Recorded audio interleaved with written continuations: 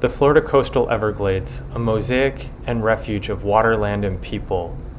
Underlain by the shallow Biscayne aquifer, thousands of years of ecosystem development emerged as sea levels fell during the Pleistocene.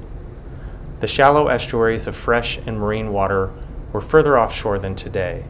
Marshes extended far out into Florida Bay, later replaced by mangroves and most recently by seagrass meadows as Holocene sea levels rise. For millennia, seasonal freshwater pulses have moved slowly across this landscape, sometimes called a waterscape, keeping the sea at bay. The Calusa and Tequesta peoples reshaped the landscape in relation to this water cycle. Later, Seminole and Miccosukee peoples, in response to Euro-American encroachment, established flourishing settlements on Everglades tree islands and ridges. The Everglades has always been a place of refuge. Enslaved African Americans fled to South Florida to escape unbelievable suffering and cruelty, finding respite at Cape Florida, where the lighthouse served as a beacon to freedom in the Caribbean. Today, it remains the oldest enduring structure in South Florida and a parallel symbol for Black Americans, much as the Miami Freedom Tower is for Cuban Americans. After the Civil War, white Americans came to discover South Florida with its rugged and beautiful expansiveness. Many arrived in South Florida via the sea, which explains in part why the interior Everglades remain largely untouched.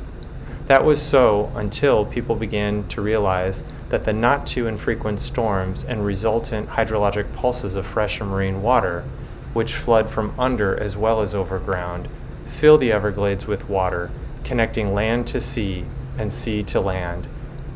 Things changed soon thereafter as the draining of interior wetlands began to shrink the Everglades, along with our understanding of it. Then, Marjorie Stoneman Douglas, Miami's equivalent of Rachel Carson, began writing and speaking about the beauty and fragility of the Everglades, connecting us to the river of grass and helping usher in a national park to preserve and protect the Everglades for all people and beings. Today, the Everglades is a UNESCO World Heritage Site, a biosphere reserve, a Ramsar wetland of international importance, a U.S. national park, and home to the world's largest ecosystem restoration.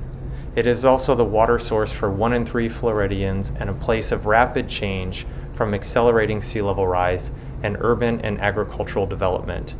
Yet it continues to build refuge to its native species and people, as well as species and people from all over the world.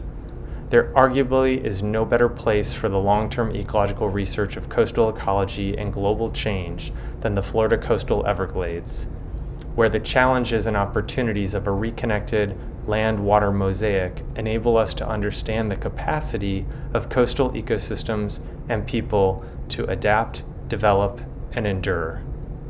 The Florida Coastal Everglades Long-Term Ecological Research Program acknowledges with gratitude the natural and human history of South Florida, its resources, and its people that have collectively enabled and advanced the understanding of social ecological drivers and responses of coastal ecosystem development.